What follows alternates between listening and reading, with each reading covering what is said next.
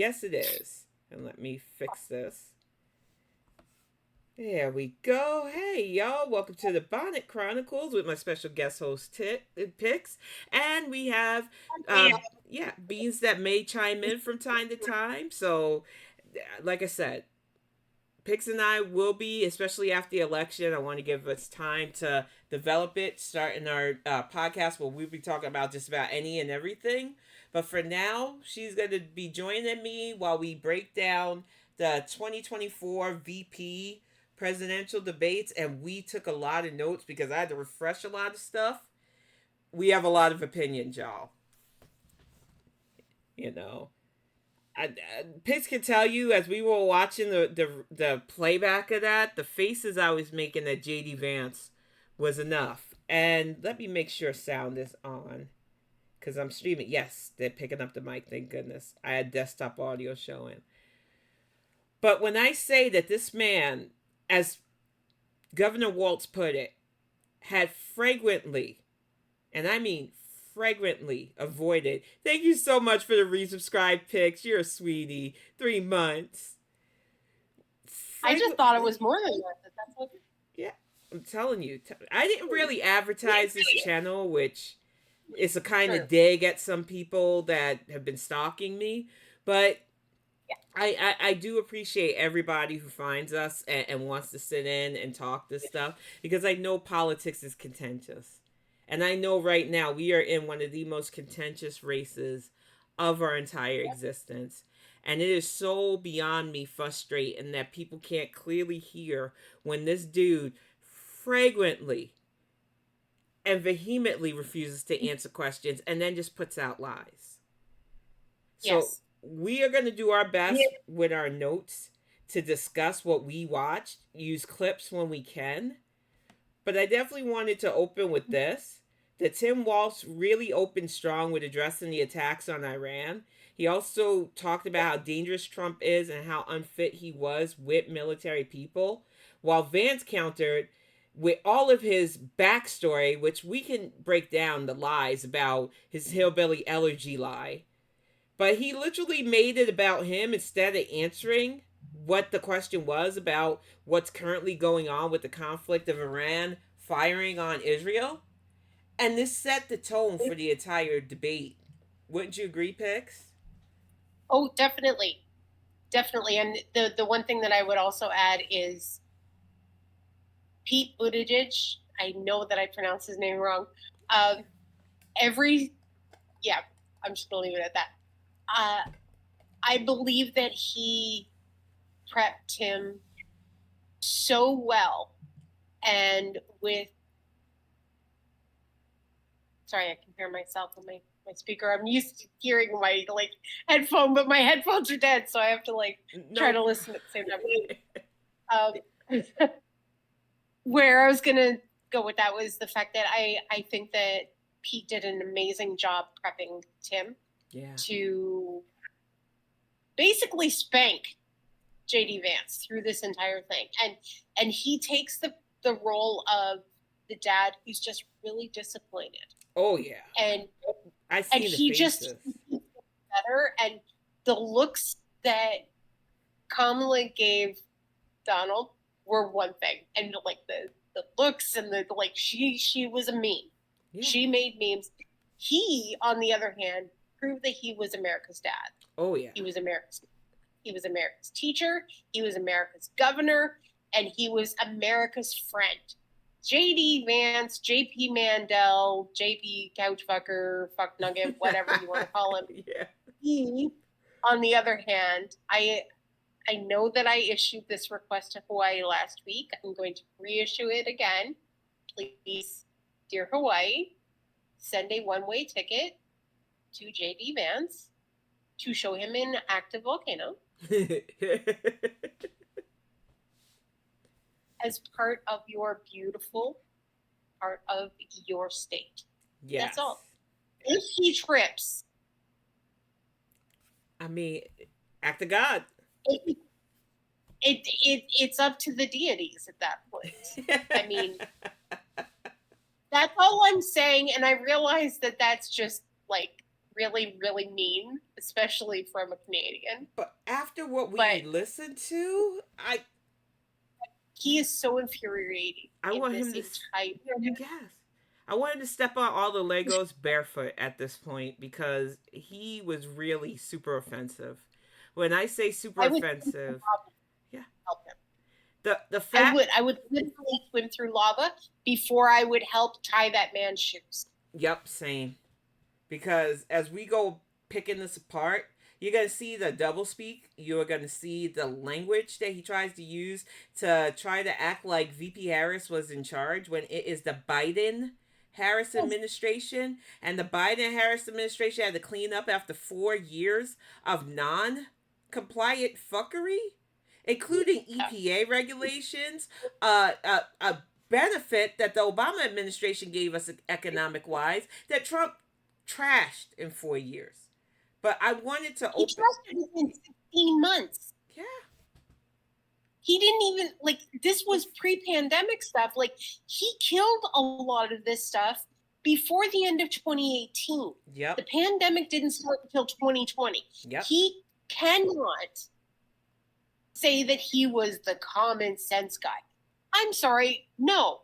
The common sense guy had a response team set by the previous administration, the Obama administration, that warned him in 2019 that there was stuff coming out of Wuhan that might be bad and that we should listen and not have people out on cruises.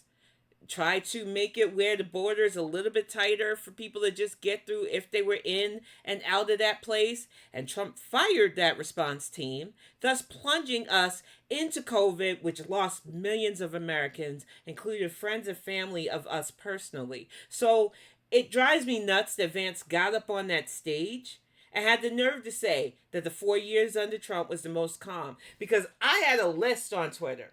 And I really almost wish I could just go back, because a lot of people like doing that with me, to that, because I did a whole what do they call that? It was just a bunch of connected tweets where I listed everything that I could remember off the top of my head in Trump's first 2 years.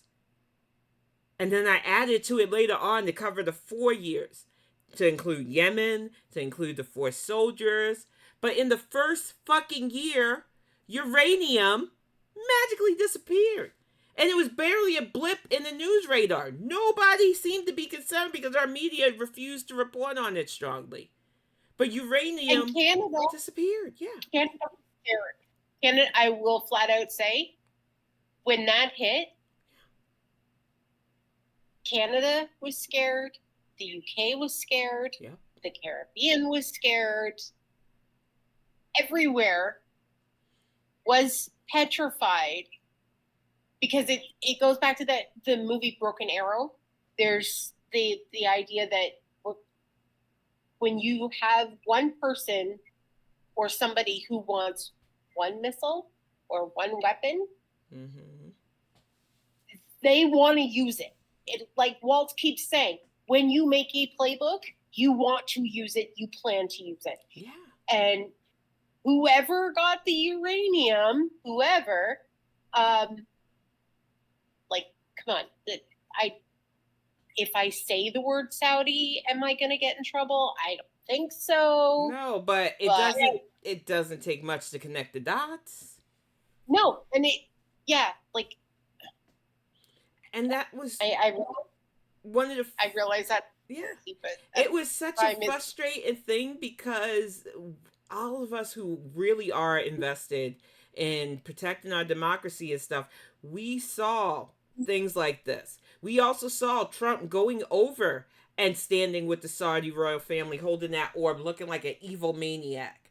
And it didn't take long for the 2-state accord that was drafted to give both the Palestinian people sovereignty over their own land and to quell the attacks that Hamas was ramping up on the Israelis being tanked to connect the fucking dots. War, sadly, is still profitable to some of these people. And they want that destabilization, because most people will be focused on what's going on there and looking away from what Putin was doing with the Ukraine. And look away from others, like Turkey's Assad and that other guy that Trump praised. He didn't want us looking at the dictators. Victor Orban, yeah. Orban. So it is infuriating to me because they prey upon the education system that was started in George Bush Sr., but reinforced in George Bush Jr. of No Child Left Behind, making kids test takers instead of actual critical thinkers. And they've had decades of dumbing down America to the point where nobody wants to really connect the dots and put shit together. They want to blame this administration for price hikes, ignoring that they roll back so many regulations that could have kept prices in check and could have taxed these businesses to where we could afford, even if they wanted to raise prices of things. This debate was a great look at somebody who cosplays as an average American guy against somebody who really grew up the American dream. Yeah. And that is the best way I could put it, because J.D. Vance spent so much time advertising his life and his mama's life. And I swear I love you, Pix, because I put this right in my notes. Let me scroll down to this part. I do not give a fuck about J.D. Vance's mama. This motherfucker kept calling Kamala El Chapo, saying that she was a drug czar, which no the fuck she wasn't. All to find out that your mama was somebody who was just stealing other people's pills. You did not grow up hard. You did not grow up tough. You did not grow up on the violent streets of Appalachia. You are a spoiled brat man. Yeah. He grew up in suburban Ohio. Like, the idea that he's tried to project himself as this downtrodden street kid who was hand to mouth and was like pretty much like, oh my God, I have everybody who's strung out around me. It was such BS. No, we're just going to leave it at no. Yeah. No, you weren't. You were not. You big old liar, pants on fire. Exactly. Like, everything that he says through this entire thing is just like... bold-faced lie. I think he's actually competing with Trump for how many... Like, I should go back and, like, count the lies and see whether or not he actually topped Trump. I think he in all of it. I know he sure as hell gave away that he believes the vice president is going to be the one really calling all the shots. He basically told America that don't worry about Trump. I'll be the one doing the stuff. And that's scary to me too, because you don't have the wheelhouse for it, couch fucker. Like, I was flabbergasted is the best word I can take. Flabbergasted at how bold he was with all of his lies. But he just kept bringing up his humble roots, struggling through a fentanyl-laced opium den. And there were buzzings back in the day when he released the Hillbilly Elegy book and it got turned into a movie that this man don't know what he's talking about. He doesn't know what's going on in that area. And why is he lying about his role in that area? And they've been saying it for years. And now we have pretty much confirmed that he equates his mom being a little pill-popping thief to those who really know the struggle of parents with addictions. That didn't have a leg up. That weren't living in suburbia. Yep. That's insane to me. But we're going to play this first clip so that you can get a feel of what we're talking about these double-speak bullshits that went through with these debates. And like I said, we will be bringing Tell It Tuesday back on the Bonnet Chronicles on Tuesday. We will hopefully be able to do one on Friday. I don't have any other plans, so I definitely want to get show notes together for that one. But we needed to watch the debates so that we could take concise notes. And I'd rather do a wrap-up after than to be as heated as Vance made me yesterday. Because he's ridiculous. Yeah. Most of us want to solve this, and that is the United States Congress. That's the Border Patrol agents. That's the Chamber of Commerce. That's most Americans out here. That's why we have the fairest and the toughest bill on immigration that this nation's seen. It was crafted by a conservative senator from Oklahoma, James Lankford. I know him. He's super conservative, but he's a man of principle, wants to get it done. Democrats and Republicans worked on this piece of legislation. The Border Patrol said, this is what we need in here. These are the experts. And the Chamber of Commerce and the Wall Street Journal said, pass this thing. Kamala Harris helped get there. 1,500 new border agents. Detection for drugs. DOJ money to speed up these the adjudications on this, just what America wants. But as soon as I was getting ready to pass and actually tackle this, Donald Trump said no, told them to vote against it because it gives him a campaign issue. It gives him to, what would Donald Trump talk about if we actually did some of these things? Exactly. My patients trust me to give them the facts. And that was a perfect clip.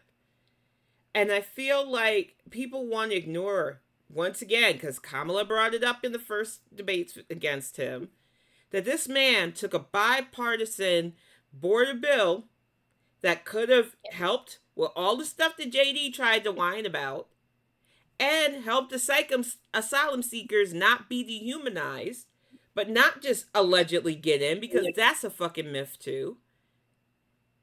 And instead of letting it pass, because Trump thought this would hurt the Biden-Harris administration more, he called up Mitch McConnell and other senators and said, kill the bill. He told them to kill it. So when you think about it rationally and try to act like these people are for our democracy and protecting our borders when we had a bill that was bipartisan, and I know some of you that don't live in the States might ask what that means. It means the two parties that currently control the majority seats in our Congress, the Democrats and the Republicans, and maybe even the 1% of people from like the Independent Party, because I don't really count Jill Stein, but I guess I have to, can come together, work together to draft legislation that will help things like this, whether it's a border bill, whether it's protecting people's rights, whether it's the Voter Act or the George Floyd policing bill. When you get a bipartisan group that can work together, draft something and agree on it, that's normally a good thing. Cohesion and harmony should be what we were going for, but Donald Trump wanted chaos, and chaos enough to where they could spin this lie that they were only going to use to vilify actual naturalized immigrants anyway. And we're going to definitely get to that too. Go ahead, Pix. What I was going to say is, for other people that are used to hearing like buzzwords, Kamala has actually used the term reach across the aisle, and that's what a bipartisan thing is as well. So for other people who are trying to think of like, is that what that means? Yes, that's when Tim says or Kamala says like they're reaching across the aisle, that means that they're working in conjunction with the Republicans, with the Independents, with the Green Party, we have a Green Party in Canada too. With all of the other parties in order to set aside ideologies and differences, current like their own personal ideologies for a pragmatic and democratic and safe result for as many of the Americans as they could possibly do. Like, they're never going to have a perfect system. No. And I think that needs to be clarified, is we will, like, no ruling class, no ruling ability is ever going to have all the answers. At all. Like, at all. Like, capitalism, there are good things. Socialism, there are good things. Communism, there are good things. Fascism, sorry, no. No. Marxism, no. Leninism, no. There are certain things that are no. And then the idea of a social community working together, yeah. I also understand libertarian. I personally don't choose to be that, but I understand it. Yeah. I also understand the idea that within a capitalistic society, there needs to be a democracy so that the majority are succeeding. And the problem is Trump's concept is that 1% is the majority. Yeah, he only cares about the wealth. Everyone else gets classed as the middle class at that point. Mm-hmm. And that's what Kamala Harris and Tim Walz want to do, is raise that level up. Because when you raise up the middle class, you're raising up the lower class. Yeah. Because those that are downtrodden, when you have $6,000 given to you to get a car seat, to get all of these things, you are getting that money and not having to put that money out, so that you're able to put that money back into local communities. So that raises the local community economic status. So there are like things all the way along. Whereas if you're only giving Elon Musk and Jeff Bezos money, who are they helping? Yeah, they're rich cronies and their families. And the thing is, it branches out even beyond that, because it gives people incentive to go to stay to school and seek higher education. It gives them a leg up to realize that I'm not throwing my life away working a job to just survive. Because when we have a robust economy, you have extra spending money to do things. And it branches out to global tourism. It branches out to domestic tourism, because more people will have money in their pockets to spend and travel. But that's not what the GOP wants. That's not what Trump and Vance want. They want you to believe that this is just Mad Max. And need I remind people that during the Biden-Harris administration's first child tax care credit and rollout, that extra little bit a month helped pay for my kid's new computer for school, helped us with our savings so that we could move into our first house, since I know that's a topic for some of you bitches. There was a lot of good that came from it. I'm going to get my digs in, Pix. I'm sorry, because I know they stalk my stuff. Get them every time you can, honey. I love it. I'm giggling my ass off through the whole thing. But the thing is, these people don't act like it can be done, and they did it. They showed they could. And if we had a Congress that would work with the president currently, not just based on ideology, we could get more done. And that is why I'm casting my ballot, which my family got all of our early ballots. We're going to sit down this weekend because Greg has off, and we are going to fill out our ballots and get them mailed off, because we have a contentious senator race here between Alyssa Slotkin and Mike Rogers, which has got nasty. I even tweeted about it, where he legitimately is running an ad saying Alyssa Slotkin only wants to give kickbacks to black farmers. She's denying access to white farmers. They're not even hiding the racist dog whistles at this point, because they think they're untouchable. And I need to remind you that Alyssa Slotkin, who is currently a Sitting House of Representative member running for the Senate seat that Senator Stabenow, who I loved her office, is vacating, is a white woman. So even though I know they believe in that whole race trading bullshit, white supremacist talking points, because Congresswoman Slotkins works across the board and tries to help everybody in her constituency, no matter what ethnicity, the fact that they're blatantly hitting this woman with the whole she's not for white people, we need to get this out of our Congress, point blank. We need to get these people who want to divide us on a weird nationalist scale, because I would rather have Alyssa Slotkin in that Senate seat, because she will work with all of us, including people who spread this malicious shit, instead of Mike Rogers, who only wants to tout the border when we're in fucking Michigan. We protected the border from Canadians? Because I don't think Canadians are invading us. I think the last couple of years, they don't want no parts of us. No, we'll build a wall. Yeah. But we'll build it so that you're safe. Yeah. And like we'll take Michigan. Yeah. Well, we'll take part of Michigan, and then we'll take Minnesota, Wisconsin, and we'll take Oregon, and we'll take California, and we'll just take it all. We're good. We'll just invade. Exactly.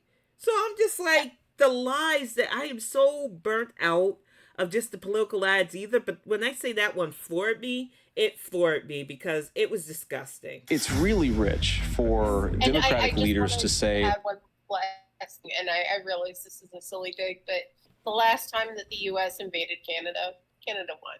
So we might like the pacifist, and we are pacifists for the majority of it, but we also do know how to defend ourselves, and we have fucking polar bears.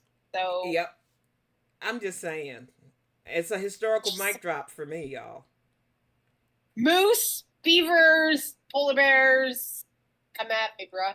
Exactly. But that's why I said JD Vance had a night, though.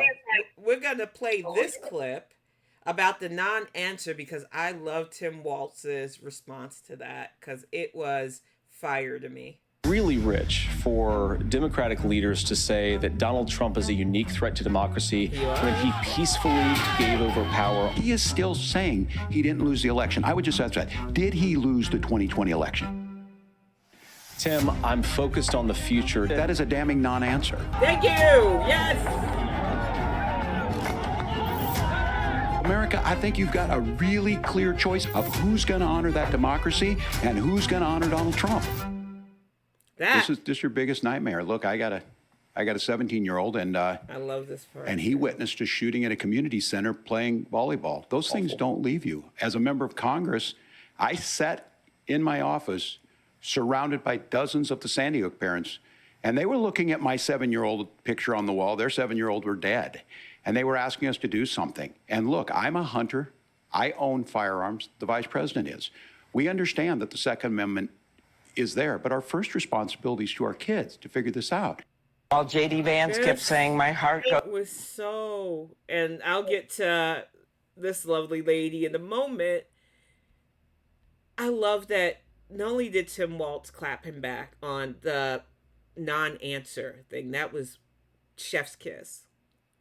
But when you see the heart that Tim Walz has, I can fully understand that after vetting all the potential candidates, why VP Harris went with him. Because it is true. So many of us parents know what it's like to send our kids to schools with active shooter drills. That's why I pulled my son out for junior high school and high school and put them in the cyber academy. Because I couldn't take it anymore.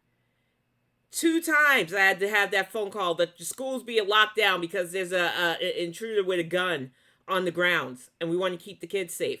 Don't come up was what they told me when we were in Georgia and he was going to elementary school there for kindergarten. And a lot of us parents said, fuck that, we're coming up. But then when it happened again in North Carolina, I was just like, what the fuck is going on?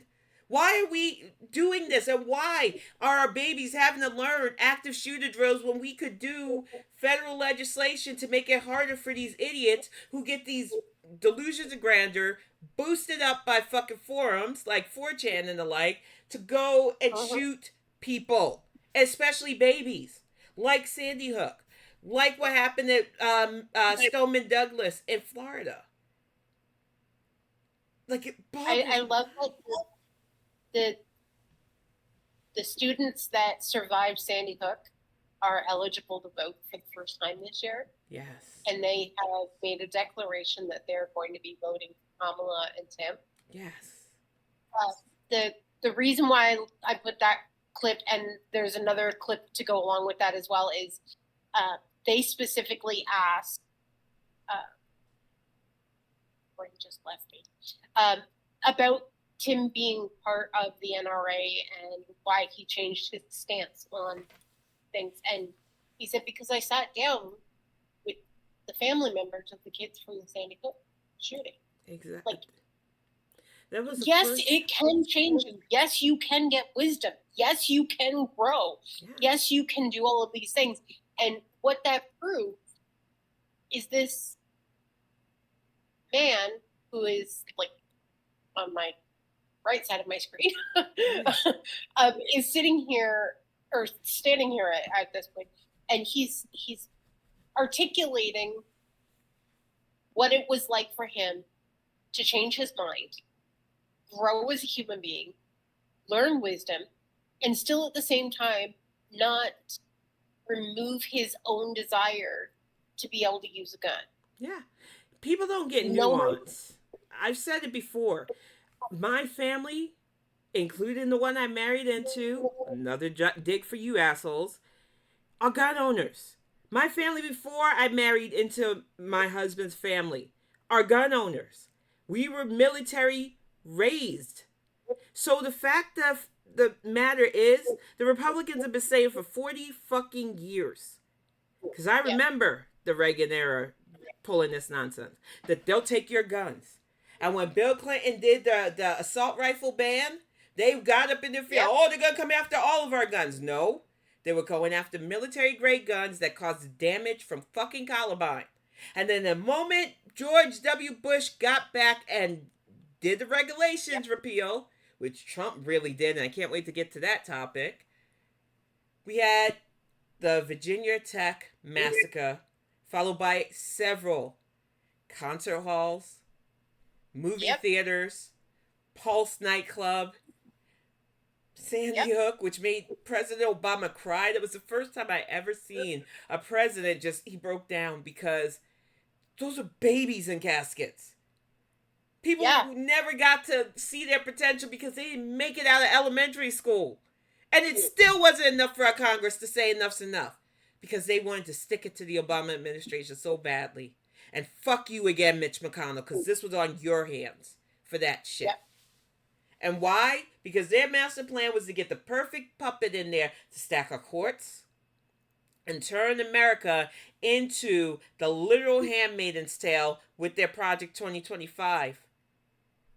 And it kills me that people don't understand that Tim Walz can be a registered gun owner and still have empathy for the fact that our laws are far too lax still when it comes to who can get their hands on these weapons and who can use them to do the most damage. We don't even blink here in America anymore when there's a school shooting, unless it directly impacts us, one of our own, because it's so fucking commonplace here. And that shit needs to stop. You'll get thoughts and prayers like Amy Klobuchar is about to break down about Tim Walz's speech to J.D. Vance. All Vance could say was, "Oh, our prayers are with you," but not our legislation that could help our kids from shit like this. This is a real deal nitty gritty, y'all. This is why we can't afford to play, because they don't offer solutions. They offer pittance. And then when you have somebody offering solutions, because they don't stand with our ideology, we don't want them. It's like a football game. No, the fuck it's not. Because in the football game, there's winners and losers. But Trump has already showed us in the 4 years that we wasted with him that all of us lost under him. And no matter what his little fucking couch fucking cheerleader wants to say, we were all worse under 4 years of Trump. And we can't go back. And we're not going back. But I wanted to go ahead, Pix. Sorry. As of September 5th, according to ABC News, and I can fact check even further because I'm just on Google, 11,600 people have died from U.S. gun violence so far this year. Yeah. These numbers should be a wake-up call for most people. But there are so many people socially conditioned to go, well, what can we do about it? I don't want to lose my rights. And it's like, it's not about you losing rights. They have literally codified in our Constitution the right to bear arms, even though it was supposed to be used to take up a militia if we were invaded. We have twisted that Second Amendment to mean anybody can own a gun as long as they're over the age of 18. We won't do background checks. And then we're still loosey-goosey. Because need I remind you, 2 years ago, that young man who shot up his schoolmates was under the age. Need I remind you that Kyle Rittenhouse, whose name I keep seeing pop up for fuck all reason, mama drove him across state lines to kill people at a George Floyd protest. The top shooter was barely 18 when he went into a Buffalo subsection of Buffalo that just happened to have more black people than white people and murdered several people. The Uvalde shooter was a young man too. And if we had proper legislation on who could qualify for assault level rifles that do the most maximum damage because that's what they were created for, we would stop this. We proved it with the assault weapons ban. I forget the whole name for it, but there was an HB bill that President Clinton passed. Bill Clinton said enough's enough after Columbine, and we had a couple of years where the shit just wasn't a daily occurrence. there was still firearm things, because one of the number one killers in domestic violence incidents is a partner with a gun. But we had far less mass events after that repeal happened. And then once it was put back by George W. Bush, it started up again, and we could not get a Congress that would work together to stop this shit. And this is why I say every vote counts. Every bit of election investment matters. But some of you want to play games with our democracy, and this is not okay. But we're going to play this quick clip by Amy Klobuchar, because she had take on Vance's non-answers to this. J.D. Vance kept saying, my heart goes out to, I kept thinking, but your policies are heartless, because Donald Trump's policies are heartless, no matter how much your heart goes out. Your heart may go out to a woman bleeding out in the parking lot that can't go in and get her health care that she needs, but your policies are heartless when you overturn Roe v. Wade. Yep. Hillary Clinton in 2016 said that Donald Trump had the election stolen by Vladimir Putin because the Russians bought like $500,000 worth of Facebook ads. Governor. January. I don't mean to interrupt Tim Waltz, but Cambridge Analytica was a thing. Not only did they data mine a lot of Facebook users, but they specifically targeted ads because they were bought by a bunch of little shell groups that led right back to the Kremlin to influence the 2016 election. It's all there in black and white if you want to fucking find the layouts. And some of you dunces will sit there and act like this shit didn't happen in fucking 4K. Like, I'm just shocked that he's like, oh, we have no proof that it was Russia. Cambridge Analytica, because that British guy that dropped the bomb on there is still dealing with threats on his life. That MI6 agent, I'm blanking on his name, but I'll get all that for the notes later. 6 was not Facebook I just pulled ads. up the stats. We Canada. in Minnesota passed a paid family and medical leave. 289 shootings. Like, that's not the shootings. Sorry, that's 289 Canadians that died from shooting. Yeah. As opposed to 11,600 plus in USA this year alone. Yeah. We're only starting October. It's fucking crazy, Pix, for real. And it is so, like, people have become numb to it when we shouldn't. We shouldn't be numb to something that could be preventable, that won't take our rights to bear arms completely away, but stops putting military-grade level weapons in the hands of civilians. It really is that simple. The one thing about Tim that I really liked about this was the fact that, like, as Canadian, obviously, I have my views about guns, but he was like, we need to stop, we need to destigmatize why gun use is wrong, and we need to stop demonizing people with mental health, because the two things are not correlated. Just because people who have mental health issues sometimes use guns. Yeah. It does not mean that every single person with a mental health issue wants to pick up a fucking gun. Exactly. That's not how that works. That's like, Canada would be fucked. Yeah. Not only I can tell you that. Sorry. UK would be fucked as well. Japan refuses to deal with their mental health crisis. Exactly. South Korea has those issues. Exactly. Well, okay, well, if it's a mental health thing, then maybe get some mental health workers out there. But they don't have access to guns either, and people don't seem to put those two and two together. Now, I'm going to tell people something that'll blow their mind. While this is our geek den, right next to me is the closet that holds our very secure locked gun safe. I am a diagnosed schizoaffective disorder, which is schizophrenia and bipolar. I also have sociopathy, because I know a lot of people want to ding me on that, but I've had a psychiatrist check off the checklist for sociopath tendencies. So maybe not get your advice from YouTube idiots. But on top of that, I know that the quickest way to do anything, including when I have those dark thoughts, which they're not as much as they used to be, but they still linger, the quickest way for me to end myself would have been with one of those guns that we have sitting in our safe. I don't want to do that. I am actually firearms trained too, because one of my old jobs required a concealed carry license. Another thing is that my family really did believe back in the 70s and 80s that there, especially after the 60s Manson shit with the race war talk, that we had to be prepared for any fucking thing. So as soon as you could get old enough to do it, you learned certain things. And my family to this day still goes to the gun range and practices. So the fact that they still tried to run that stupid narrative that all the Democrats just want to take the guns away and make you defenseless and it'll be harmful to everybody because everything's unstable.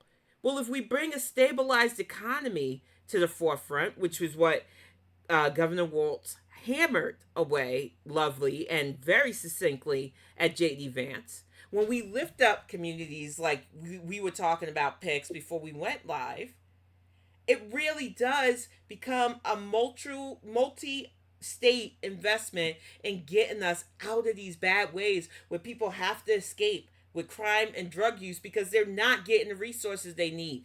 Food, education, shelter, and hospital-wise. But these people don't want to hear that because they know that the chaos and dystopia will help lift them up to this weird-ass Republican dystopian dynasty that they want to usher us into. And it's got to stop. We have to be the ones at the forefront to stop this. Yeah, honestly, Trump is trying to become the richest third world country ever. Yeah, for real. And it's scary to me that people don't want to see this. And when they talked about immigration, because Steve Shire made it clear, and I love that video that we shared last Bonnet Chronicles, that the wording matters. Because JD did a lot of doublespeak and not answering during this. But the way they were framing asylum seekers, the way he tried to shift the blame to the, because he kept calling it the Harris administration, but let's get that correct. It is currently the Biden-Harris administration until she wins in November. For the Trump camps that had children separated from their parents that disappeared, and the abysmal conditions that asylum seekers were put through as Trump's goons rounded them up for those camps. So when you say things, J.D. Vance, like Kamala Harris is a border czar, you know you're full of shit.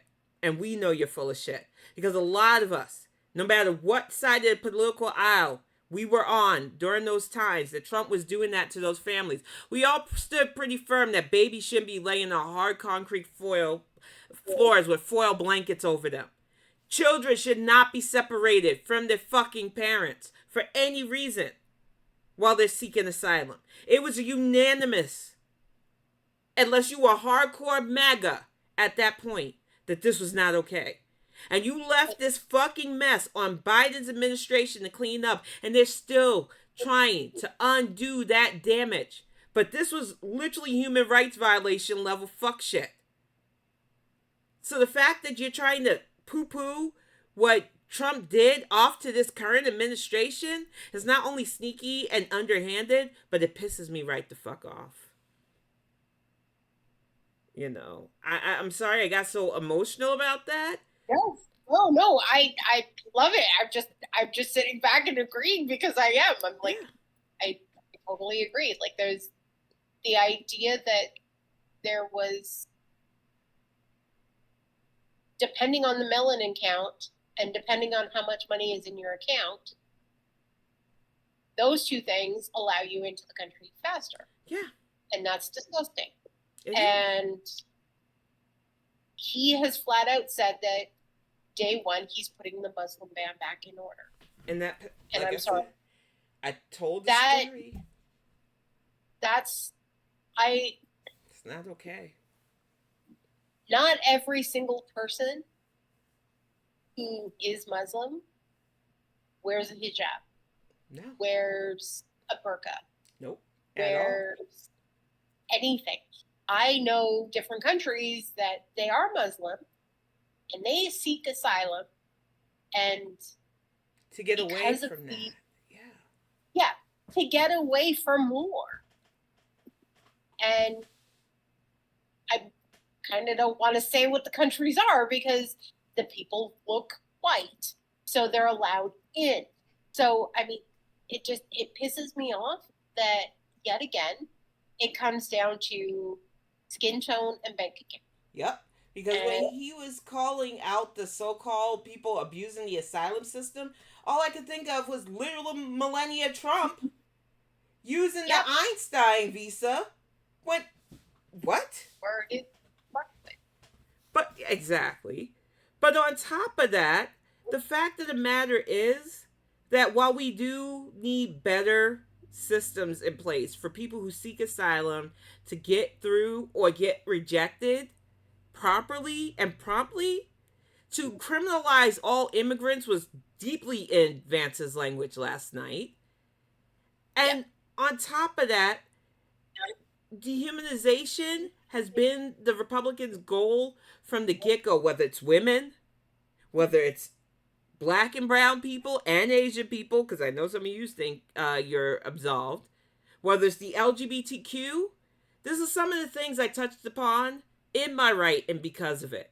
Because you can see the patterns of they're not like us in a way that you can look down on them. So when we make them the scapegoats to our regime, you won't feel a certain way. You won't turn you'll turn a blind eye, and you won't bat an eye as we round up the elites, which just means thinkers and people who don't want to be ruled by a dictator.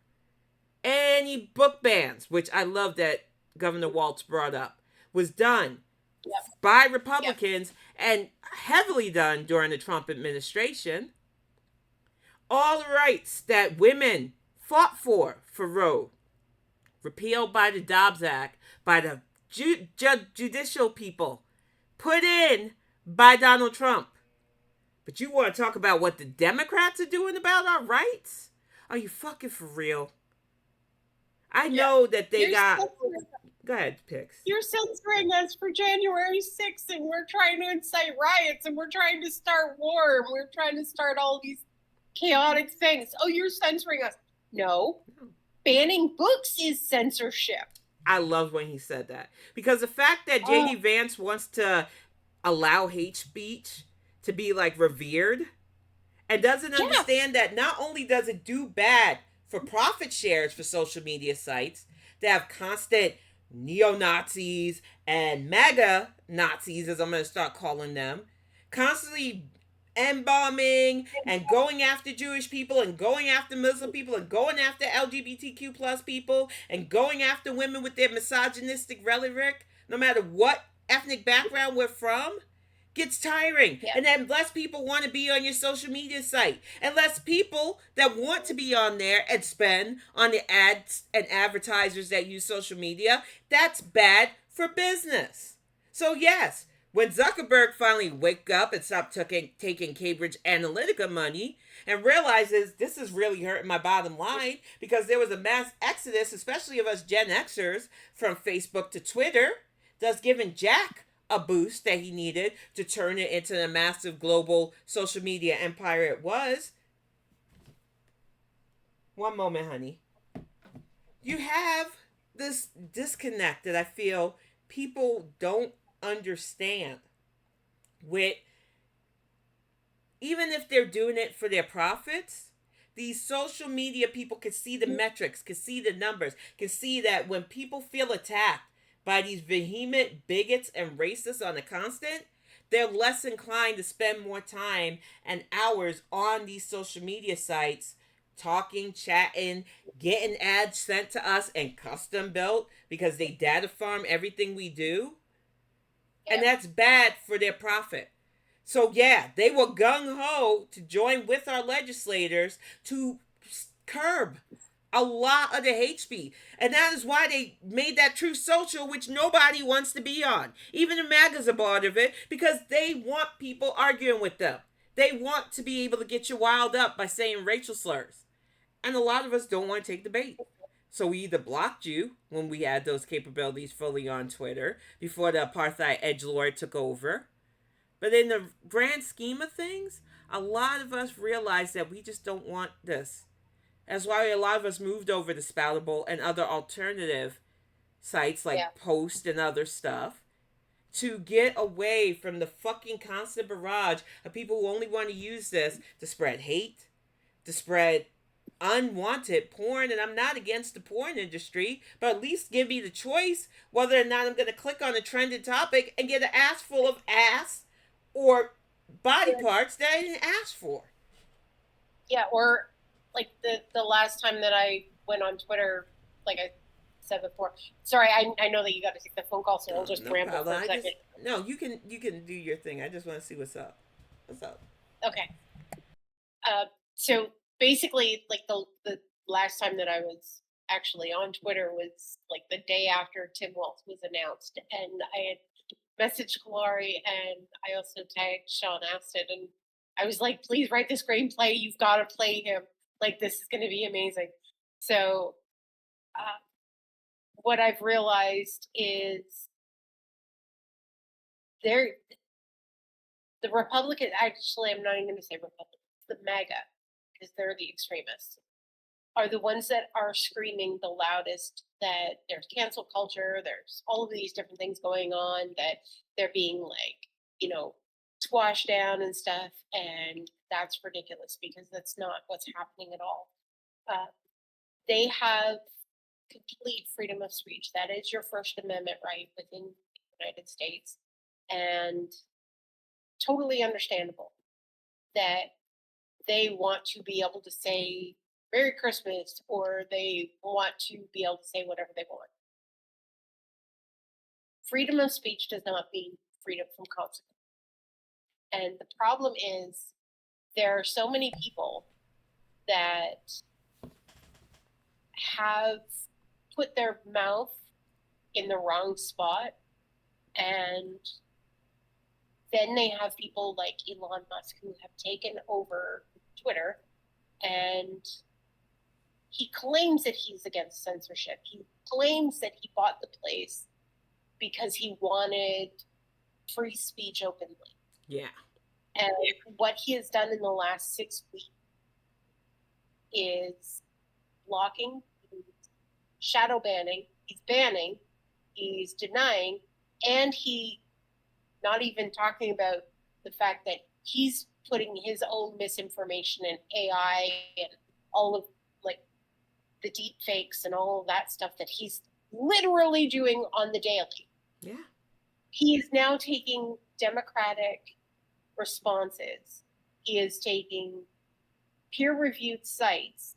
He is taking peer-reviewed articles, and he is banning the person, shadow banning the person, because they are disproving the things that J.D. Vance and Trump and the rest of MAGA are saying. Yeah. And the problem is that's where censorship actually is taking place. Mm-hmm. And when you have somebody that is constantly telling you that you can't do this to me while they're doing the same thing to you, the do as I say, not as I do, gets old really quick. It does. And I'm really, I wish that Kamala had as much time to run as Trump did, because I think that we would have seen an incredible trajectory that she would have had with Walz, because she's had to do all of this legwork. She's had to create policies, not just concepts of policies. She's had to come up with policies and come up with things that not a vice president does currently, but a president will. Yeah. In a very finite amount of time. And what I love about her choosing Tim was she chose the everyman. Yeah. And not only the everyman, but the decent everyman. And when you look at the cross section of North American society. You are not going to find a racist. You are not going to find somebody who has $850,000 in their bank account. You are not going to find a massive religious zealot. You are not going to find those extremes. Yeah. What you are going to find is if you are pulled over at the side of the road with 2 flat tires and it is raining, somebody is going to get their jack out. Somebody's going to give you a spare tire. Somebody else is going to pull over and say, do you need another spare tire? And that's what's going to happen. And that's who Tim Walz is. Yeah. And I love the fact that Kamala chose somebody who represents the every person, whereas Trump chose the perfect running mate because he could not have found a clearer sycophant. And self-centered douche, yes. He is the most racist, unapologetically disgusting troglodyte that has ever entered politics, and I am including Trump in that list. Exactly. And that's I'm telling you. He's disgusting. He is. And the thing is, it's like night and day listening to him talk versus Tim Walz. But between Tim Walz and VP Harris, there is multiple representation. There are paths for people that would have never thought they could be president, including us women, including black women especially, and including Southeast Asian women who are often overlooked, or like J.D. Vance likes to use his wife Usha as a token to trot out to say he's not racist, which is bingo card number 1 spot in racism. One of the things I love to bring up about my multi-ethnic relationship is that my partner, while not raised around people like me, whereas I am probably like the biggest black influence he ever truly had in his life, don't go around telling people that he's married to a black woman on purpose because it's not a non-factor to him. So that when I went to his job the first time with him, there are a lot of people shocked because he talks about, well, Tim's into this band or into this hip-hop group, or Tim likes this art, or because I'm a geek, I love anime and all of that stuff. The look of shock on these white people's faces when my ass rolls up on his arm is always fucking funny to us. Because it's not a fucking factor to why we're together. But when you see a man like J.D. Vance use Usha as, well, I can't be racist because look at my wife and kids. I said before, relationships like ours should not be a get out of racism free bingo spot. And it's sad that people try to make it that. But that is an epitome of J.D. Vance. He throws his rocks, hides his hands. Just the fact alone that he actually uses that as a disclaimer for himself, like, oh, I'm married to, you know, an Indian. Yeah. No. You know what? That you're still racist. Racist. Just because his ancestors, more than likely, did things to my ancestors, very violent essay-wise. They don't care about sleeping with somebody that they still societally view as less than them. And that's the shit they want to try to dance around. You can have sexual attraction and still dehumanize and devalue somebody's skin tone, man. And that is racist. But people don't want to have these conversations. Yeah, it's a dominance and control. I will say they have just published some information. Literally every single president in history, other than Trump, is related to people who owned slaves, including Obama. And like we Trump said, is only family, but they came from Germany and Europe. But I need to remind you, because we covered it a couple of Bonnet Chronicles before, they are an immigrant family, which always cracks me up because they love to talk about the immigrants and how American they are. But they made a lot of their cash, and this is not alleged. This is legitimately on the books, especially in New York City, through booze and prostitution.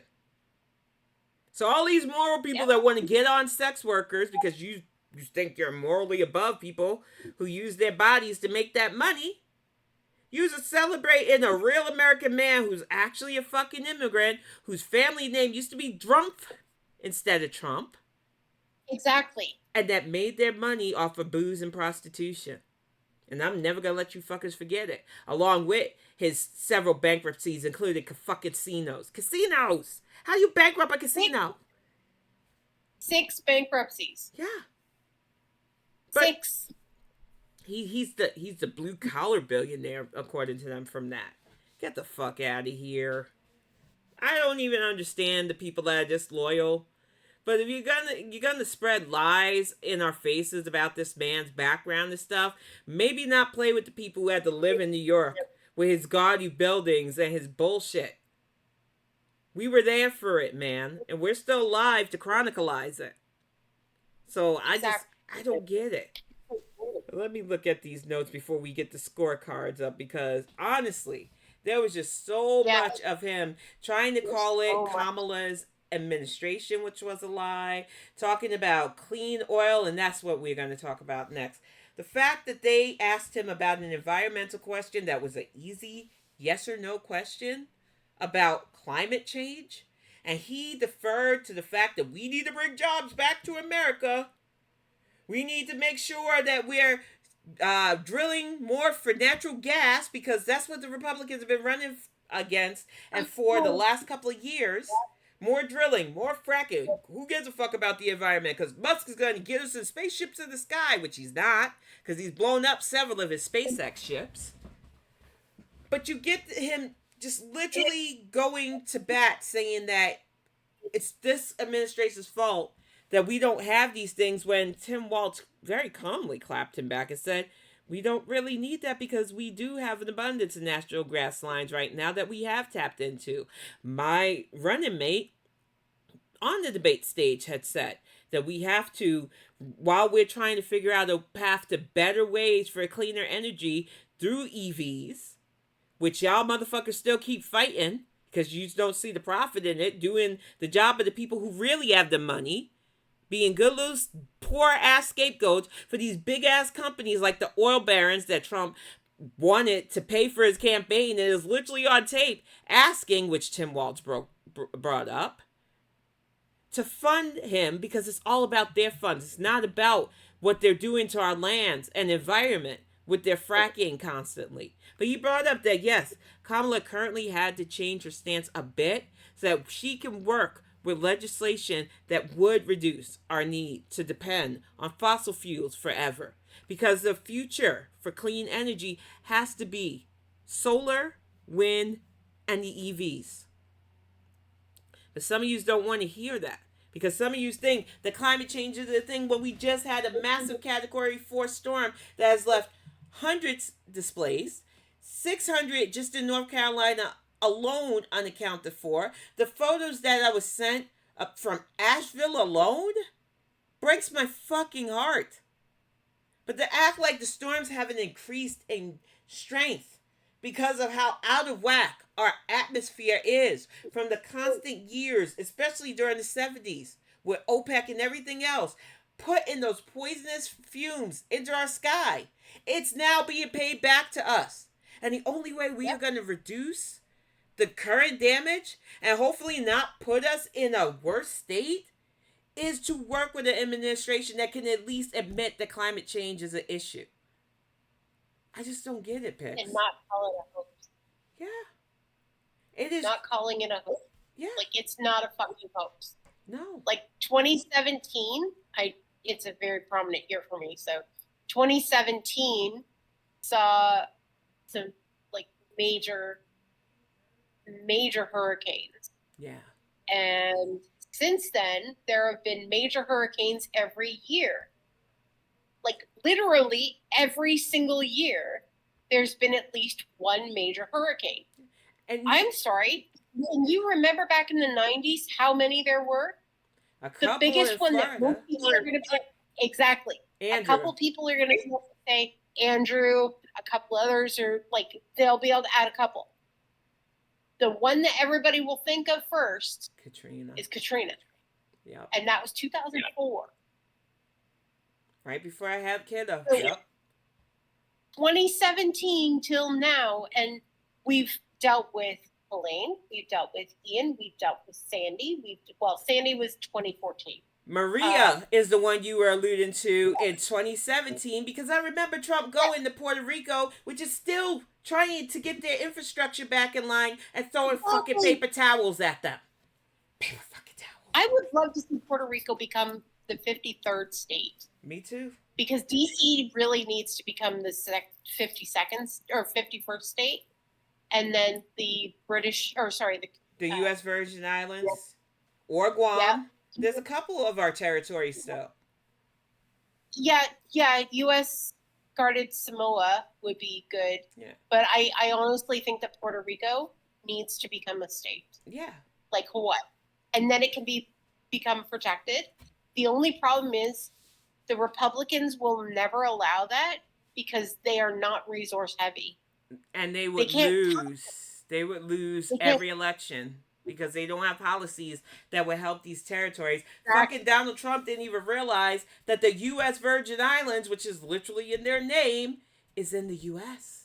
It is a territory. I would like to have a president that understands when things have the U.S. in front of it, it means they're connected to us. Exactly. Don't show him an atlas. Yeah. I realize I just dated myself with the word atlas, but holy hell. I don't think that this dude has ever picked up a geography book in his entire life. I don't know. I don't know either. I'm telling you. But the final topic before we get to the scorecards, I definitely want to bring up that economics is not the GOP's strong game. Because throughout the night, he was trying to put that all the price gouging, all the current gas prices, which, need I remind you again, that the U.S. pays the lowest amount in petrol fuels per customer for our cars globally. I've had British people confirm this for me. I've had even Canadian people confirm this for me. It is way more costly to fill your cars in other countries than it is in America. Even at the current rates that I sometimes see where they go to about $4 or $5 per gallon, that is still cheaper than most countries to fill up their gas tanks. But if you do it by liter. Yeah. You got the metric system. Yes. We have the metric system, but I'll do the current. With the fact is, while she's doing that, you have him trying to push all at the high prices of gas and consumer goods is just on this administration, when in the first debates, need I remind you, Trump's tariff stuff and his lack of actual economic planning because he was too busy trading favors to dictators, put us in a bind where these companies who took advantage of both the pandemic and the fact that they had a doofus in the White House that rolled back a lot of regulations, ham-fisted the FDA, made it easy for them to shrink the size of the stuff they sell us while upping the cost. And without the proper regulations, some of you anti-government people think you want, but when you had it, all it did was raise our price of eggs, raise our price of meats that are normally cheap, like chicken, and raise everyday items that we need for ourselves and our family. But you want to put that on this current administration because it's convenient for you. None of you know how this works. What is your current? Yeah, go ahead, Pam. What's your current gas? Currently in the town over, I believe the highest we saw this weekend was $4.53 per gallon. Hey, give me 1 second. That works out to $1.62 a liter. Okay, so adult, yeah. So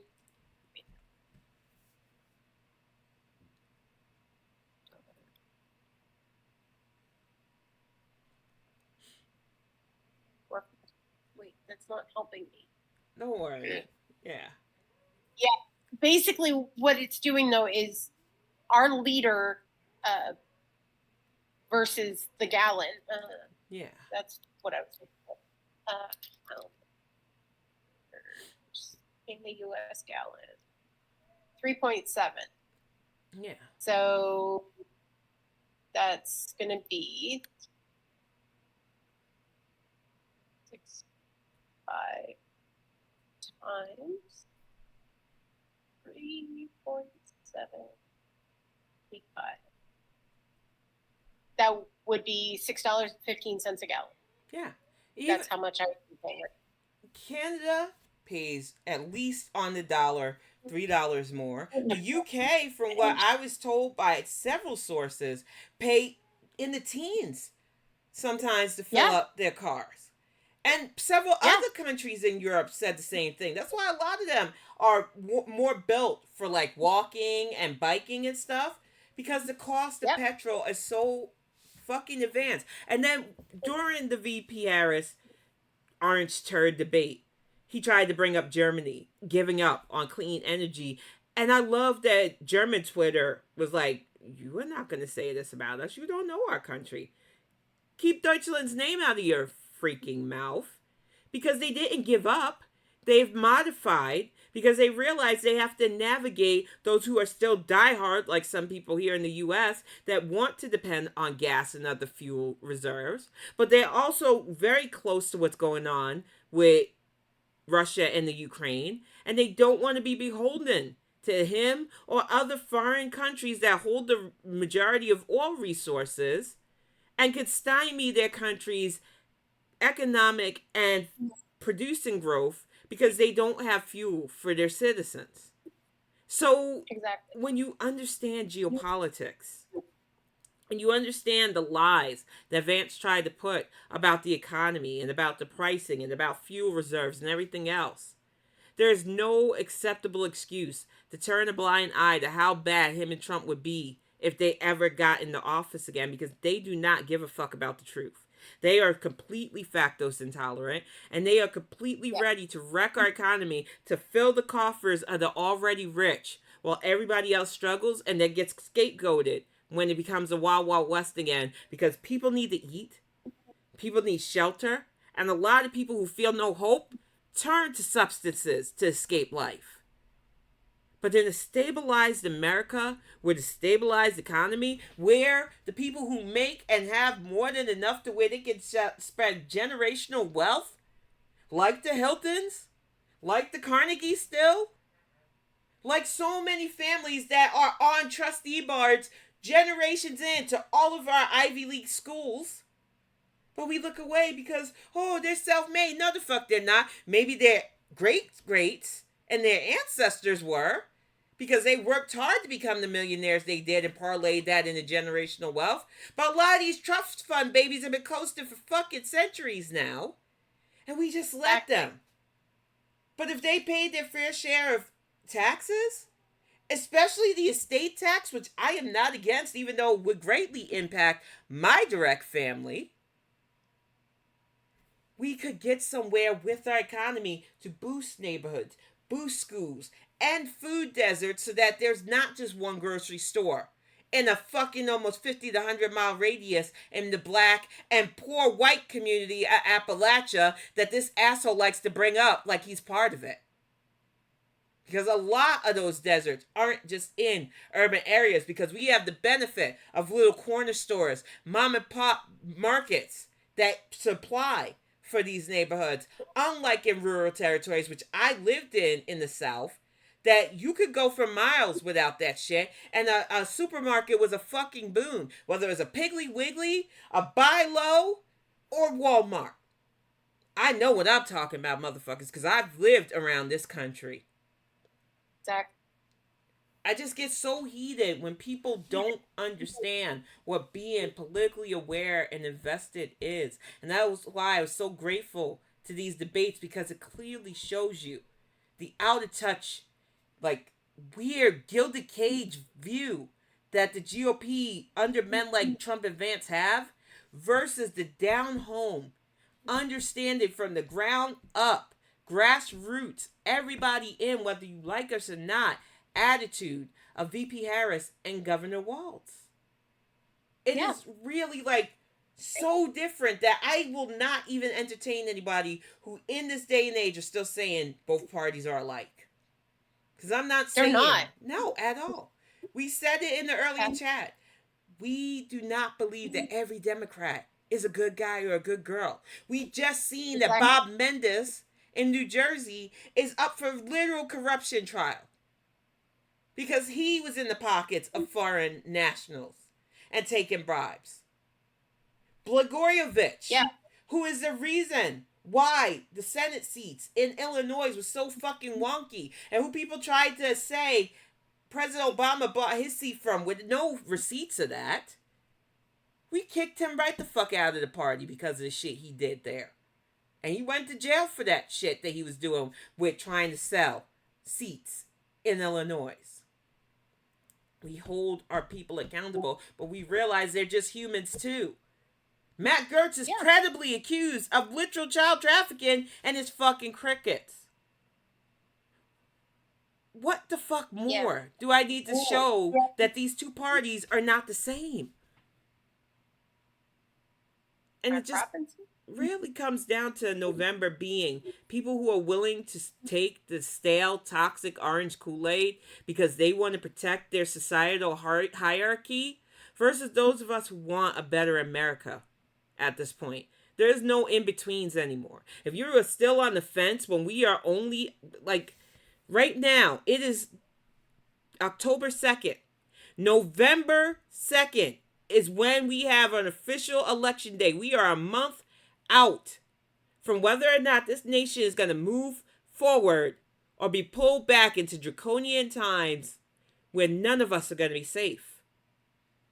And I can't believe November 5th. November 6th, technically, but November 2nd is when early polling face-to-face opens in a lot of our states. And November 2nd is officially election day on a lot of states' things. And November 6th is the everybody can vote, no matter what, as long as they're legally registered and don't have a felony in some states, which I know Florida's trying to repeal the felon thing, but it would fuck Trump up if they did it. So they got to walk that fine line of, it's only certain felons we don't want to vote. Put the link in there so you can put it in the description. Yeah. But the whole idea of the election thing spreads from, well, technically, because I got my early voting ballot, you can get it as soon as early October. But the whole week from Tuesday, the 2nd normally, to the 6th, because it's always the Tuesday. The first or second, I think it's the first Tuesday of November. It's the first Tuesday after the first full Monday of your election of November.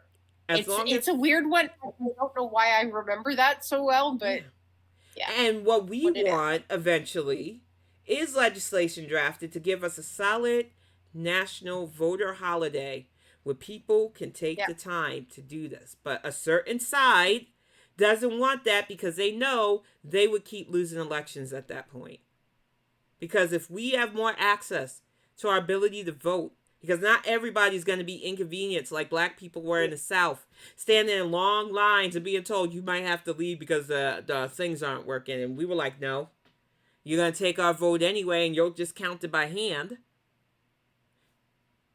A lot of people who don't want to be inconvenienced are the ones who sit home during these things in the midterms. But if we had a national day of voting where people know we won't get in trouble with our jobs, it is a paid national holiday for those who have the 9-to-5s that require that, and that they can get out to vote or do their early ballot on that day with no pushback or issue, we would have so many different election turnouts. But it's illegal in Canada for people to not allow you to go vote. Yeah. Like, people can actually, like the companies can get fined. Yeah. Like, you are allowed to say, I'm going to vote, and you get the rest of the day off. Like, you get half a day. So if you're going to vote in the morning, you're voting in the morning. You need to be in before 12. like, or before 1 p.m. kind of thing. Like if you're working a regular 9 to 5. And then like for people like myself who used to work like night shifts and stuff, I would have the following morning that I would be able to like, I would get that extra time added to my regular shift so that at like the beginning of my shift, I would be coming in at like 3 o'clock in the morning instead of 11. Exactly. Kind of thing. So yeah, like it works out that way. Anyways, that was just my like. No, it was perfect. But it's like I said, there was so much that could be learned last night from listening to both of these men and how definitely different in their policies and the way they carried themselves. So I definitely got our scorecards ready. And like before, we're going to do the Republican man first. Now with J.D. Vance, I preface that I don't like this motherfucker. I am very, very against everything he stands for, everything he lies about, and the fact that he social climbed his way to be in Trump's number 2, pun intended, is just frustrating to me. But at the end, my scorecard for him was basic. Vance's report card gave him an F- because he failed to answer any questions, consistently promoted himself, reinvented history by and vilifying American immigrants, trying to use twisted words to blame Vice President Harris for lies, ignoring that Joe Biden is the current sitting president. He lied about Trump's contributions constantly, lied about the drug crisis and the environment. And I could have made this list far longer, but these to me were the most egregious. What did you think about that, Pix? You were very kind. Oh, yeah. You know my feelings that that I gave to Trump. He doesn't even get a letter. That's how bad he felt. Yeah. He is in negative numbers at this point. Yep. He is deplorable, and every single thing that came out of his mouth, like you said, is an outright lie. He fabricated things on the fly. He talked out of 5 different sides of his mouth, which I didn't even know was technically possible. Oh, yeah. I mean, I cut my mouth earlier today, and I'm like, I can only talk out of one spot, and this hurts already.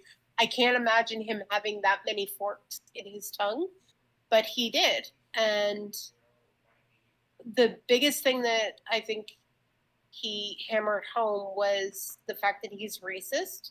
Oh, yeah. The fact that he referred to poorer countries as dirty countries. Yeah. Which, wow, you are just slime on top of slime on top of slime. That China thing with the solar energy was so rude and disgusting.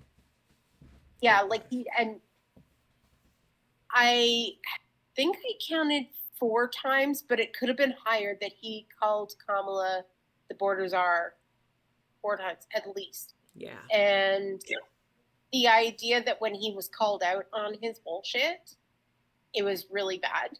But the worst was when he would not even state whether or not he believed that Trump would overturn. And to go one step further on that, the fact that we all know that Trump only chose him because he wouldn't be Pence. Yeah. He would not be Pence. And he would say, okay, I shut it down. Yeah. We need a recount. Love that. He needs to remember. He's not the sitting vice president right now. So when Kamala and Tim win, Kamala's technically the one that's counting the vote. Yeah. Not JP Couchfucker Mendel. Exactly. He doesn't get a say in all of this. This is the brilliant part of this. He thinks that he's going to be like, you know, the protector in chief or whatever the fuck he thinks he is. I love that he thinks that he is going to be able to say anything about them losing. I do have a feeling that he is going to push for violence. And they did it before. They really did. January 6th, 2021 will never be forgotten. He's in with the Proud Boys. They're already stoking that fire.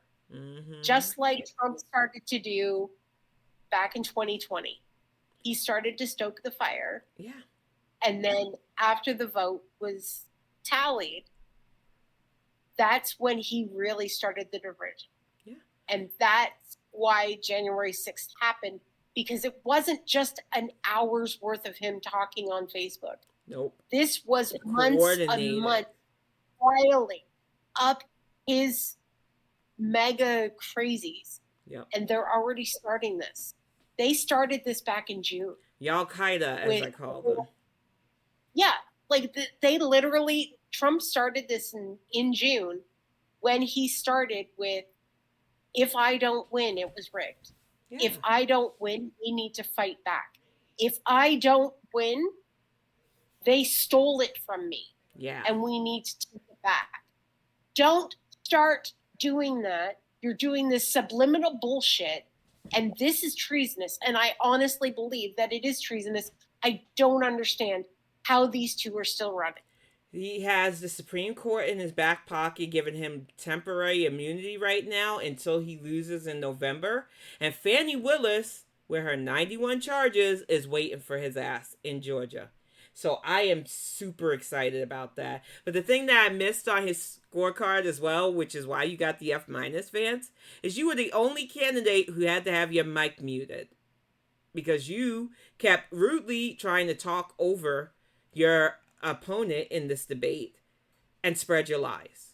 And I give credit, and I didn't do a scorecard for the two moderators, which I feel bad because you did better than even the ones for VP Harris and Trump's debate. I definitely would grade y'all an A for what you did because you tried very hard to keep them on target. You tried very hard to steer, especially JD Vance, from continuously promoting himself. And you were willing to push that button when somebody stepped over line, and you only had to do it for JD Vance. And one last point too, the fact that he actually literally on live television said, "You are not gonna fact check." Yeah. Like, who the fuck do you think you are? You were supposed to be fact checked. You were literally running for the second highest position in our government, and you don't want to be fact checked? You think you're above that? Tell us more about your wannabe dynasty, you dummy.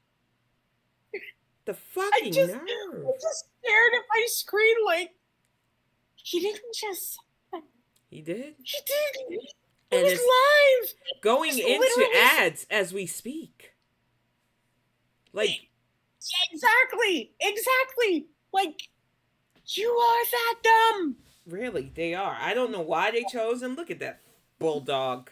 And I love bulldogs, so don't get me wrong. That downtrodden bulldog face that did get his treat. I think that was the perfect picture to use for this just awful performance. Yeah. But let's get to something a little bit better to talk about. Tim Walz got a higher score for me than even VP Harris. And that was only because VP Harris had to put up with a lot of fuck shit, including shitty moderators. Except for that young lady who checked Trump twice. And the fact check that they did once about him lying about there you get the dogs and cats bullshit. Tim Walz had a lot better time staying on target and even got clapbacks in and was very concise in stating the policies and the things that he and soon-to-be President Harris want for our country. I got the list here. I think he did an amazing job of answering questions concisely. He even broke out that Bible verse for those who wanted to doubt his faith. And all you fake Bible thumpers need to step back now with that. Because you tried to do that on VP Harris too, and she's a very devout woman as well. Kept his calm, answered the questions, asked while clapping back at the lies of Vance. He was able to both focus on what was asked to him and counter a lot of Vance's bullshit, which was very nice. He never had the moderators have to mute his mic, which is a plus. He got points for that. And he brought facts, not fiction. Everything from talking about Sandy Hook and why he had to change some of his stance as a gun owner about what guns should be readily available and easier to get than others. But he also kept bringing a human side to the dehumanization of immigrants and so many other hot button issues in our country that people just want to make black and white without understanding the nuance. So he definitely earned that A+ from me. And that was not easy for me because you know I'm a ride or die for VP Harris. But she got that A- because she did have moments where she just wanted to counter Trump. And I know how it feels when you have somebody so blatantly fucking lying that you don't even care about what was asked. You want to counter it because of the damage he was doing on the national stage with his lies. But I think Tim Walz was able to walk that fine line of, you're not going to put this out there, but I'm still going to answer the question. He really hit those high notes right there with that. And he could have been reactionary. His face said it. There were a few, what the fuck did you just say, man, looks from him. Yeah. But he kept it. Yeah. He just did that press lip together that you see from administrators, especially when teenagers are roughhousing and dogging around and you want them to stop. And they say something absolutely stupid. We're just playing, man. Just that closed lips pursuer of, no, we're not going to do this, Chief. You get your shits together and get back to your classroom. I love that Tim Walz did the thing. So what did you think about that, Pix? Hi, Nala, sweetie. I won't have your mom for too much longer. My cats are going to be like, we want our food soon, too. Yeah, she wants her window back. Oh, yeah. There are two things that I want to say. First of all, I love Coach Dad. Yeah. I think Coach Dad is going to make probably the greatest vice president in the history of your country. Yeah. Second of all, there was a point where I've seen people claiming that he's misstepped and he stepped in it. I don't think so. Me either. What happened was he was asked about, hello, Tail. He was asked specifically about being fact-checked so during the time that Tiananmen Square was happening. Hello, Tail. And the fact that he was actually physically still in Minnesota at the time, and he had said that he was at Tiananmen Square. He was back and forth during 1989 to China. Yeah. And he wasn't there for that specific thing. He misspoke. Totally owned it. Yeah. He stumbled through a little bit at the beginning of it. He fully admits that he said things that it wasn't a Brian Williams level, I was in a helicopter being fired on. It was just, he remembered being in China and thought it was around the time of Tiananmen Square. Everybody makes mistakes. Was there that year, but he wasn't there during the Tiananmen Square incident. This is not a Trump Willie Brown. Exactly. I'm sitting in the helicopter going down. Let's talk about Kamala. Yeah. Like, they weren't even in the same, like, he wasn't even in the helicopter. Like, That's a whole other thing. So that was one part that I think that a lot of people are like, oh my God, he stumbled, blah, blah, blah. No, he showed he's real. Yeah. Real people make mistakes. Tim was able to say, oof, yeah, you know what? Nationally, in front of millions of people around the world, I fucked up. Yeah. I misspoke. I take responsibility for that. Mm-hmm. And I'm learning. And I'm doing better every day. Which is what we teach our kids. Yeah. Exactly. Which shows, like, even during this, there was so much wisdom. And I have to say that I give him an A+ as well, because of the fact that his grace for not intentionally dumbing him down, because he could have he could have walked up one side of JD Vance and down the other, and he could have put the boots right to him. He really could have. And I know that I'm using a whole bunch of different. Oh, hi. Hi, honey. She's got her treat. She's happy now. The fact that he didn't do this in a negative way, he could have really gone after him, and he didn't. Yeah. What he did do was go after the words that he said. Yep. There was no actual name calling. There was no attack on JD Vance. And at the end, the fact that he called him out, that one question is going to haunt JD Vance for the rest of his career. Yeah, because he couldn't give an answer. He refused, trying to use Kamala's, because Kamala is the one that has always said, let's look at the future. Let's turn the page. Let's move. We're not going back. He tried to colonize it. Exactly. The fact that you want to take that term and you want to use that to hide from an answer the goddamn question. Exactly. That's what we were all feeling watching that. I was just like, this man takes no accountability. And like you just said, Governor Walz took accountability for a misstep. J.D. Vance, even when you catch him dead to rights, which we covered last week, when he was busted in 4K by newscasters from both more left-leaning and right-leaning saying, you do realize that this is a lie. The story was crafted. And he sat there dead-faced like a Stepford husband. I know it was a crafted thing, but I was trying to get the Ohioan stories out, and that you don't understand the amount of letters that I've never produced and phone calls that I won't show that said that they were eating the dogs and cats because I needed a story to vilify Haitians. And that is exactly how, if they wanted to play him in SNL, they should just get somebody with them wild eyes that can look dead to the world, yet still trying to smile like he's not a fucking Cylon, while spewing lies and venomous garbage out of his pie hole. He took no accountability for anything last night. He refused to answer why Trump did half the stuff he did. And all he did was boost himself up and polish Trump's already well too varnished, withered ego. Because you lost big time there, Chief, in your debate. And if you go for a second round with Kamala, she is going to KO you. What I love is the fact that afterwards I was watching different,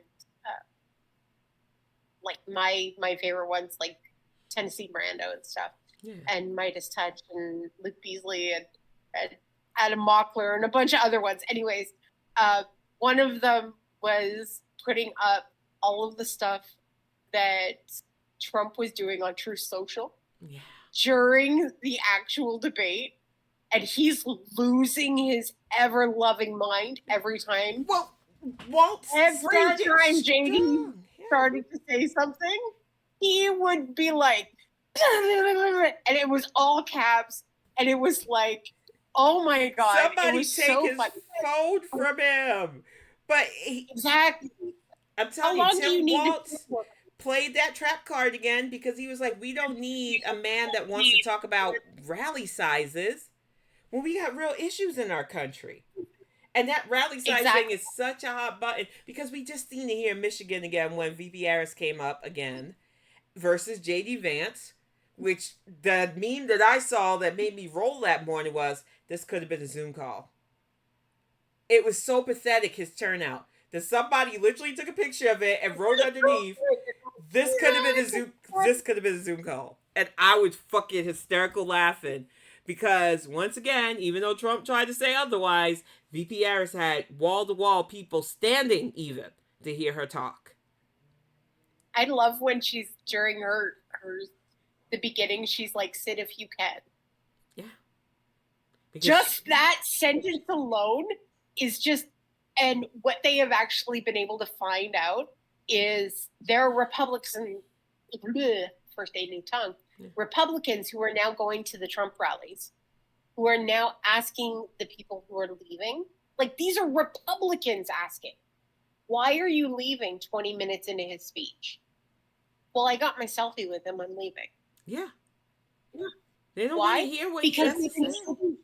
Exactly. They've been sitting there and they've been waiting for hours upon hours. He is literally late to every single rally. Not only that, but what we're going to highlight on Friday, his Wisconsin rally, he starts dropping bullshit right at the thing. And then it was all white nationalist speak. So I'm definitely going to talk about that on Friday Picks, because it was amazing to me how crazy that rambling was. And only a few of our news outlets took that shit seriously. And it's like, how are we normal? He literally said we are going to be replaced. He threw the replacement theory out there. So we're definitely gonna bring that up Friday, because this shit is crazy. But at the end of the day, we're about a month away from deciding the fate of our country. This is not hyperbolic. This is not to make you feel any way if you've already decided, because I'm not here to force people to vote. I just want you to exercise your right to vote while we still have it. But I want people to understand what the fuck's at stake now. We can't keep playing with this, because they have made it clear with Trump and Project 2025 that once they get in, we will have a hell of a time getting them out. They will not respond or even respect the voters of America. They will throw out anything that doesn't work their way. And it doesn't just stay in the executive branch. Look at Kari Lake in Arizona.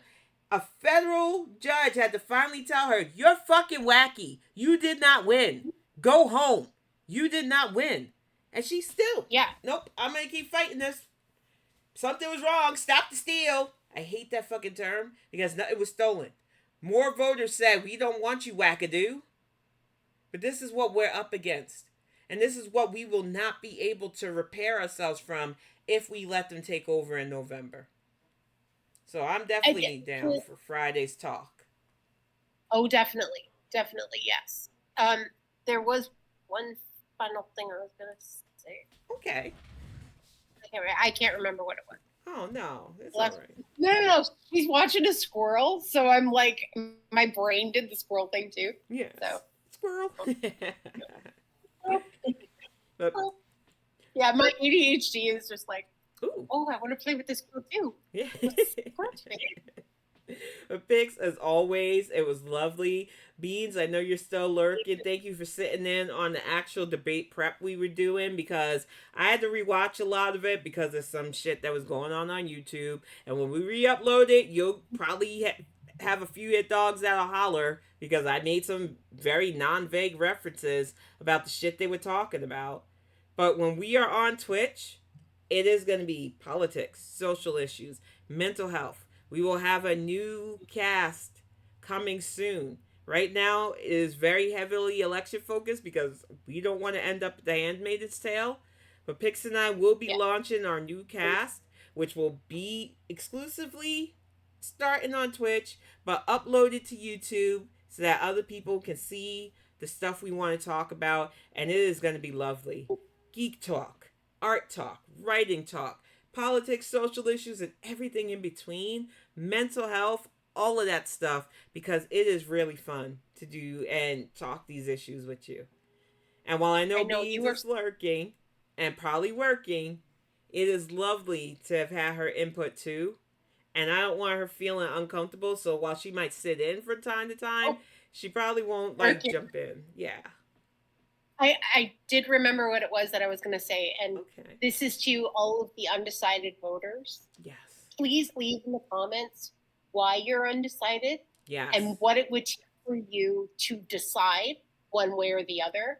Because not that we're going to be able to sway you, but if there's something that needs to be clarified that can be very easily clarified, that you're just not aware of, or you haven't found this information in your area, or you believe a certain thing is happening only in your area, let us know so we can help, because we take notes, we got resources, and if we don't know, we more than likely, between the two of us, technically the three of us, know somebody who does. Anyone who says earn my vote gets blocked. Yeah. We're not doing the earn my vote crap. We're a month out from this, which could be the most historic election ever. I do not want to answer silly questions, but if you have a legitimate question, you are still on the fence, and you want us to seriously respond to you, when we upload this to YouTube, leave us a comment. We will get back to you as soon as we can. Either Pix or I, or both of us. We'll try our best to answer what you put down, because this is serious for us. Even though Pix is not in America, this will directly impact her country. Definitely. I will say one extra thing as far as what Beans just said. Anyone who says earn my vote, let me just remind everybody what Kamala said during the Oprah Winfrey, and has been stated several times as well. Also during the Black Journalist one, and there was another one as well. Anyways, she has said it repeatedly. She doesn't need to earn your vote. She needs to make you want to vote for her and give you a reason to vote for her. It's one of those, it's not about what you can give me. It's what I can give you and what I know that I can give you. Yeah. And what I can give you is better than what they want to take away from you. Yep.